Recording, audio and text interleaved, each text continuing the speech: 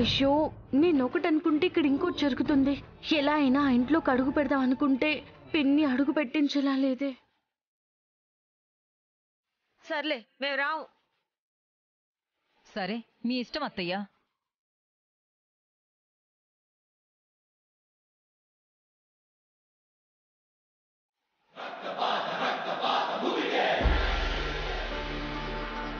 Subbu, bag లో బట్టల్ని అలాగే ఉంచు. నేను ఇప్పుడే వస్తాను. నువ్వెక్కడికే జగదాత్రి? అబ్బా, ఒక్క మాట కూడా వినదు కదా, సరిపోయింది దీంతో. అయ్యో భగవంతుడా. వైజయంతి గారు, భోజనాలు మాత్రం చాలా బాగున్నాయి. మరే వజ్రపాటింట్లో పెళ్ళంటే ఆ మాత్రమైనా లేకుంటే ఎట్టా? అంతా మా కౌశికి సెలక్షనే. నా ఒక్కదాని సెలక్షన్ కాదు పిన్ని, జగదాత్రి నేను కలిసి సెలెక్ట్ చేశాం. మీరిద్దరూ యాడ కలిసిపోతారనే కదా నా టెన్షన్ కూడా. పెళ్లి హడావిడి తగ్గగానే నీకు ఆ జగదాత్రికి మధ్య దూరం పెంచేయాలి. అంతా బాగా జరిగింది, కానీ ఇక నిషి వడి బియ్యంతో ఇంట్లో కడుగు పెట్టి వంట చేస్తే ఒక పని అయిపోతుంది. అత్తయ్య గారు, మా నిషి వడిబియ్యంతో వంట చేయాలా? ఏ అట్ట అడిగావు? కొంపు తీసి నిషికి వంట రాదా ఏంది?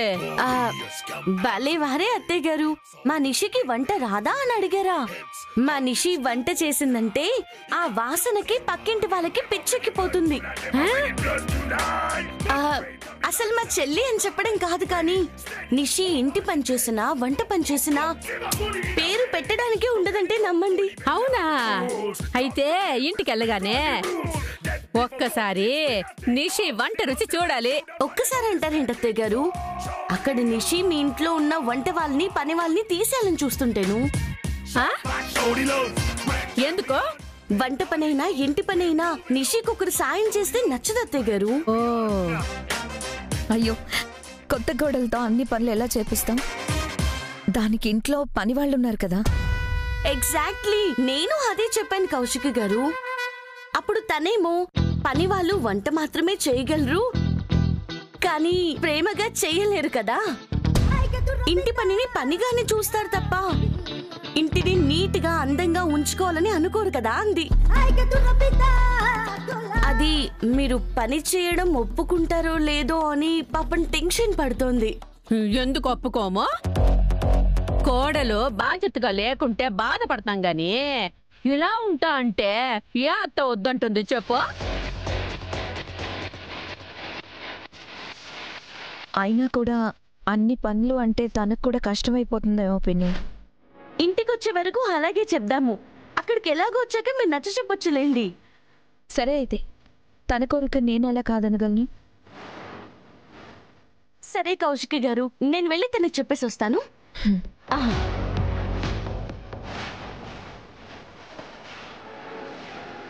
ఎస్, ప్లాన్ లో పార్ట్ 1 అయిపోయింది, ఇక పార్ట్ 2 స్టార్ట్ చేయాలి. ఏంటే బయలుదేరాలి, రాహుకాలం వస్తుంది అంటే పక్కకు తీసుకొచ్చావేంటి? ముందు అది రావటం లేదని చెప్పు, అప్పుడే నేను వస్తా. అది వస్తుందంటే దాన్ని తీసుకొని పోండి, నేను ఇక్కడే ఉండిపోతా. అదేమి రావడం లేదు. ఇదిగో, రేపు వాళ్ళ ఇంటికి వెళ్ళిన తర్వాత కూడా ఇలా అయిన దానికి కాందానికి మొహం ముడుచుకుని కూర్చుంటే పక్కనే అమ్ముండదే అన్ని చూసుకోవడానికి. నువ్వే అన్ని పనులు చూసుకోవాలి, సరేనా? సరే.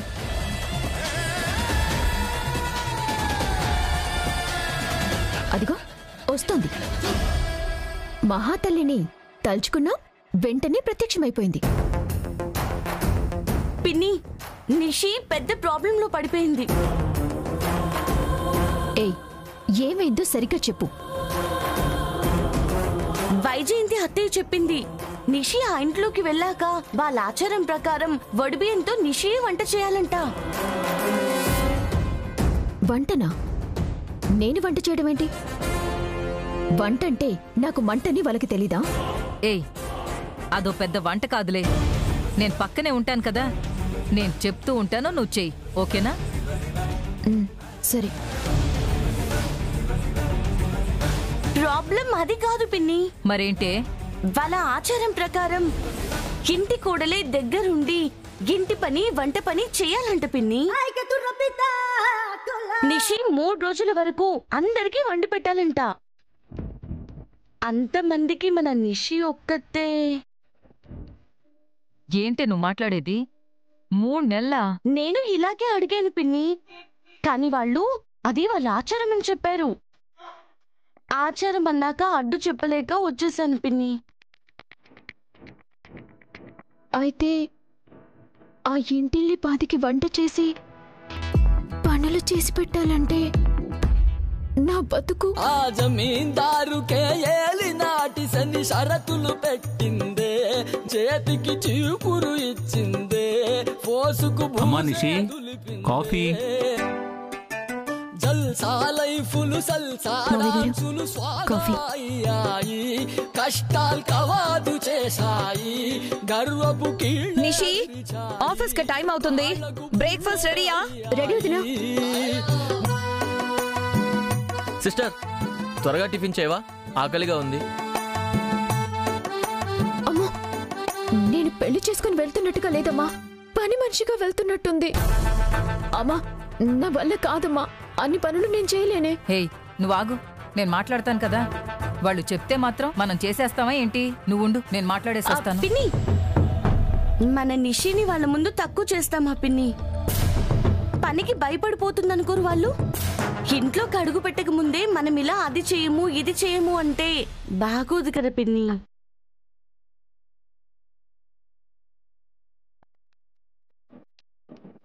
ఇదిగో కోడలి పిల్ల, నువ్వేం కంగారు పడుకో.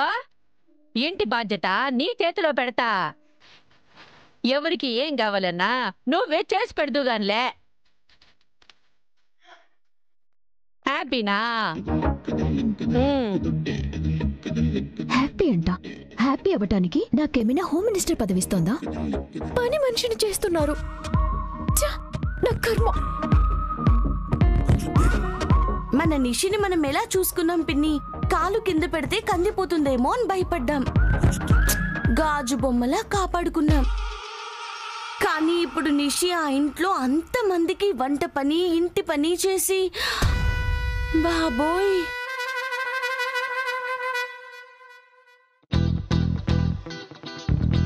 అమ్మా,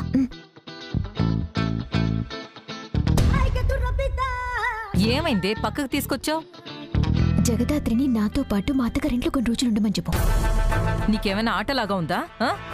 ఇప్పటిదాకా రాకూడదు అన్నావు. సరే, వద్దు రావద్దు అని చెప్పా. ఇప్పుడు మళ్ళీ రావాలి అంటున్నావేంటే? అమ్మా, ఒక్కసారి ఆలోచించు. ఆ ఇంట్లో మనుషుల్ని గుర్తు తెచ్చుకో. అది ఇల్లు కాదమ్మా, సత్రం. ఇంటి నిండా జనాలుంటారు.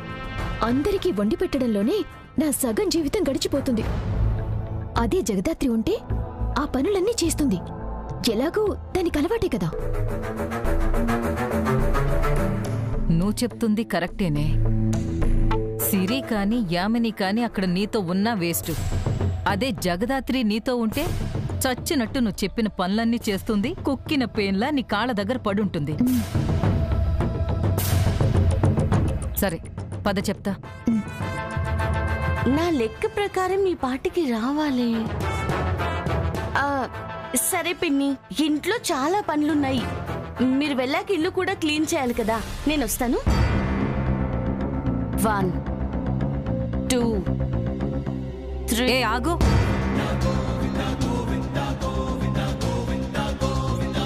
చెప్పండి పిన్ని. అది నువ్వు కూడా మాతో పాటు వస్తున్నావు. వెళ్ళి బట్టలు సర్దుకో. అయ్యో పర్లేదు పిన్ని, నేను ఇంట్లోనే ఉంటాను. అలా అందరూ వెళ్ళిపోతే ఇంటికి కాపలాగా ఎవరో ఒకరు ఉండాలి కదా. అలా కాదు, అందరూ అక్కడుంటే ఇక్కడ నువ్వు ఒక్కదానివే ఏం చేస్తావు? పర్లేదులే, నువ్వు కూడా రా. ఎందుకులే పిన్ని, నేనేం ఫీల్ అవ్వను. మీరు వెళ్ళిరండి. ఏంటి, నేనిప్పుడు గడ్డం పట్టుకుని బతిమాలాలా? అమ్మ రమ్మని చెప్తుంది కదా, నోరు మూసుకొని బట్టలు సర్దుకో. సరే నిషి. పిన్ని, ముందు వద్దన్నారు, ఇప్పుడు రమ్మంటున్నారు. అక్కడికొచ్చాక మళ్ళీ వెళ్ళిపోమంటే కౌశికి గారు ఎందుకు వెళ్తుంది, ఏమైందని చాలా క్వశ్చన్స్ అడుగుతుంది. మీరు సమాధానం చెప్పలేక ఇబ్బంది పడతారు. అలా అయితే వద్దులే పిన్ని, నేను ఇంట్లోనే ఉంటాను. ఒసేయ్, నేను మళ్ళీ ఆ ఇంట్లోంచి పొమ్మనేం చెప్పను, సరేనా? వెళ్ళి బట్టలు సర్దుకుని త్వరగా రా, టైం అవుతుంది, వెళ్ళు. సరే పిన్ని.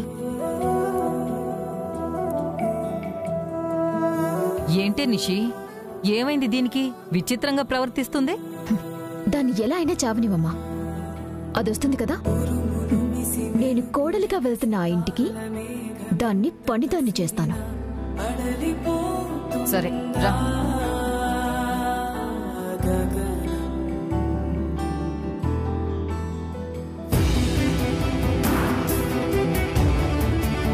జగదాత్రి, నీ జాతకమేంటోనే నాకే జాలేస్తుంది. నాకేమో మంచి భర్త, కోటేశ్వర్లింటికి కోడలయ్యాను. పాపం నువ్వేమో ఇలా వంటిల్లు జడలో పూలు అనుకుంటూ ఇలాగే ఉన్నావు. ఏం చేస్తాం, దేనికైనా రాసిపెట్టుండాలి. నువ్వు వెళ్తుంది రంగుల ప్రపంచంలోకి కాదు, నిషి లోకానికని నీకు తెలియడం లేదు నిషి. యువరాజా మీనంతో చేతులు కలిపి సరిదిద్దుకోలేని తప్పు చేశాడు.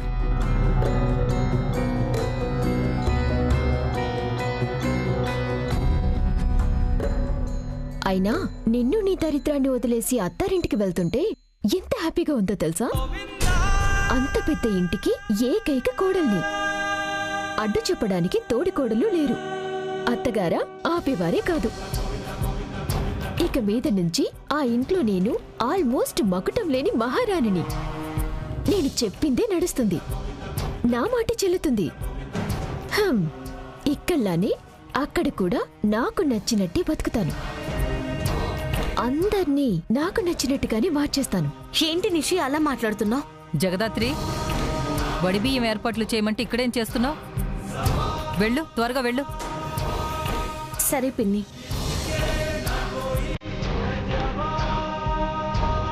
అల్లుడు గారు వాళ్ళు వచ్చేశారు, రా.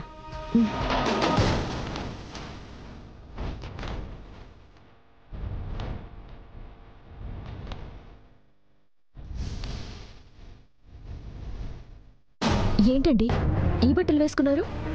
ఫంక్షన్కి వేసుకోమని మీకు బట్టలు ఇచ్చాను కదా, అవి కాకుండా వేరే వేసుకొచ్చారేంటి? దానికంటే ఇదే బాగుంటుందని అక్క వేసుకోమని చెప్పింది, అందుకే వేసుకున్నాను. నీ శారీ చాలా బాగుంది. కానీ మీరు చేసిందేమీ బాగులేదండి. ఏమైంది నిషి? ఎంతో ప్రేమగా మీకోసం బట్టలు కొనుక్కొనొస్తే అవి కాకుండా వేరే వేసుకొనొచ్చారు. ఇంకా ఏం కావాలి? అంటే అక్క చెప్పింది కదా అని. అక్క చెప్తే వేసేసుకుంటారా? వేసుకుంటా. ఏం మాట్లాడుతున్నారండి? మీ ఇష్టాన్ని డిసైడ్ చేయడానికి ఆవిడెవరు? అయినా దాన్ని మీరెలా సమర్థిస్తున్నారు? ఆవిడ ఈ ఇంటికి హిట్లర్లే నిషి. ఆవిడకి నచ్చిందే జరగాలి, ఆవిడ చెప్పిందే అందరూ చెయ్యాలి. కాచి,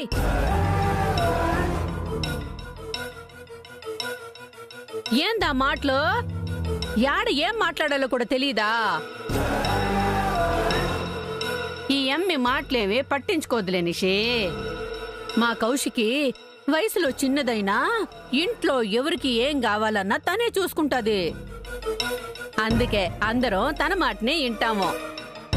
మా ఇంటికి కౌశికినే పెద్దన్నమాట.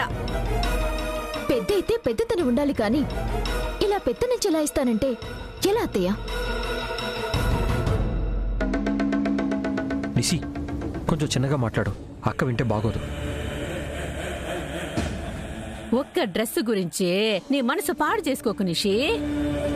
వీడి బట్టలు వేసుకోకుంటే మళ్ళా కౌశికి నొచ్చుకుంటుందని వేసుకున్నాడు, అంతే. అది కాదత్తయ్య. నిషి ప్లీజ్, ఒక చిన్న డ్రెస్ కోసం ఎందుకే గొడవ పడుతున్నావు? కాళ్ల పారాణి ఆరకుండానే, కోడలు ఇంట్లో అడుగు పెట్టకుండానే గొడవ పెట్టుకుంది అని నలుగురు 4 మాటలు అంటారు. రేపట్నుంచి ఆ ఇంట్లో నీకు నచ్చినట్టు చేసుకో. ఇప్పటికీ ఈ విషయం వదిలే. వదినా, వడిబియ్యం కార్యక్రమం మొదలు పెడదాం. అట్నే పదండి.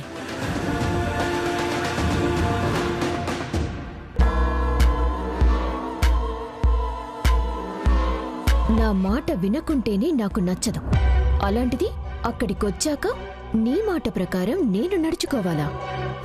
నా భర్తని చెప్పు చేతల్లో పెట్టుకొని చాలా తప్పు చేశావు. నా అనుకున్న వాళ్ల ముందు నాకు జరిగిన ఈ అవమానం అందరి ముందు నీకు జరిగేలా చేస్తా.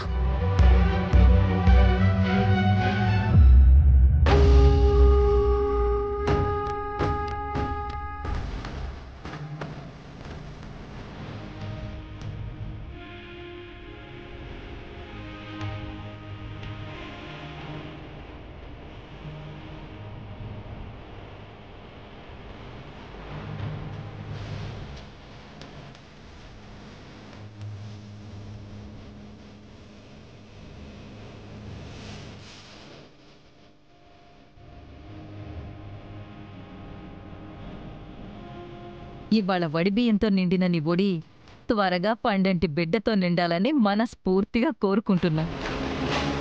చూసినావా నిషి, మీ అమ్మ తొందరగా పిల్లకాయల్ని కనమని చెప్తా ఉండాది.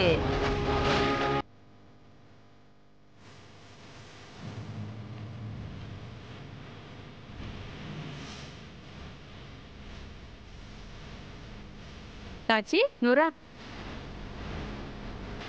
వడిబియ్యం వేయటానికి వస్తావు కదా వదినా, ఆడపడుచువి. నీకే అంతుంటే ఈ ఇంటి కోడలు ఇంకా నాకెంతుండాలి? అసలైన నిషిని నీకు పరిచయం చేస్తాను రా. కౌశికి ఏయి.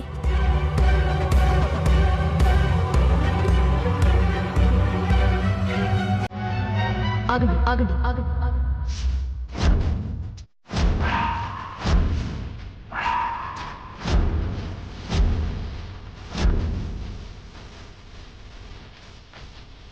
నిషిక, సారీ అక్క, వేయమని చెప్పబోయి వేయొద్దని చెప్పినట్టుంది.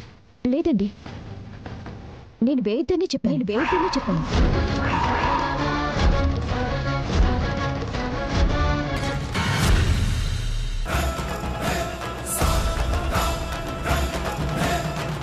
నిషికేంది కౌశికితో పెట్టుకుంటా ఉండది? కౌశికి కోపం వస్తే ఏమవుతుందో ఈ అమ్మకి తెలియటం లేదే.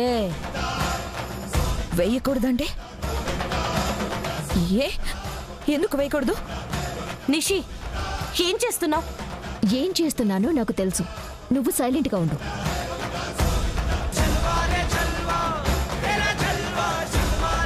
నా పెళ్లి తర్వాత నా కాపురం బాగుండాలని చేస్తున్న మొదటి ఫంక్షన్ వదినా. అయితే నేను వేయడంలో తప్పేంటి? తప్పే వదినా, వడిబియ్యం ముత్తైదువులు మాత్రమే చేయాల్సిన కార్యక్రమం కదా.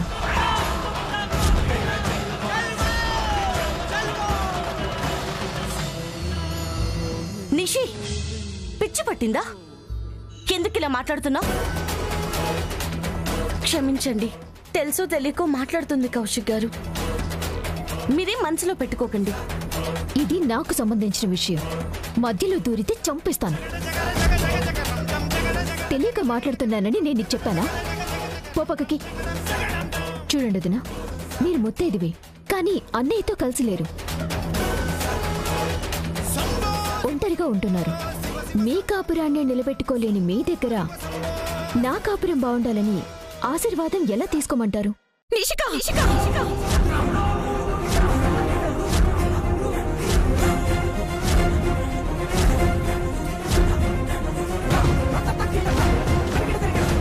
ఇది పెళ్లి చేసుకుని అత్తారింటికి వెళ్తుందనుకుంటే పెటాకులు చేసుకుని పుట్టింట్లో కూర్చొనేలా ఉంది.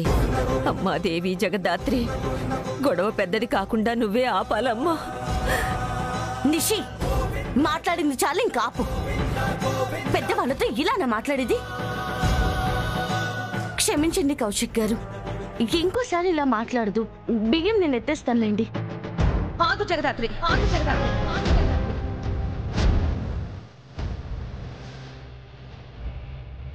పైకిలే. అది కాదు కౌశిక్ గారు.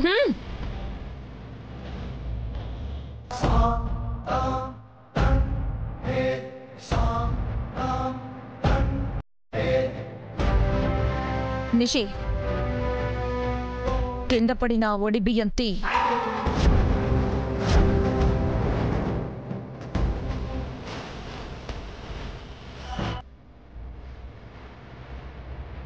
నేను తప్పు చేసిన నువ్వే ఆ తప్పుని సరి చేసుకోవాలి. అప్పుడు ఇంకోసారి ఇలాంటి తప్పు చెయ్యవు. కింద పడిన ఆ ఒడి బియ్యం తీ. నేను వజ్రపాటి ఇంటి కోడల్ని. నేను కింద పడ్డ బియ్యం ఏరడం ఏంటి? ఆ వజ్రపాటి ఇంటి బిడ్డను నేను. నీ పేరు పక్కకి వజ్రపాటి వచ్చి 20 నిమిషాలు కూడా కాలేదు. కానీ నేను ఆ పేరుని పుట్టినప్పటి నుంచి మోస్తున్నాను. నేనే చెప్తున్నాను, కింద పడ్డ ఆ ఒడి బియ్యం తీయి. వజ్రపాటి ఇంటి కోడలు కింద పడ్డ బియ్యం ఏరుకుందని నలుగురికి తెలిస్తే ఈ ఇంటి పరువు పోతుంది. ఇంటి పరువు కాపాడడానికి నేనున్నాను. నువ్వు నీ పరువు నిలబెట్టుకో చాలు.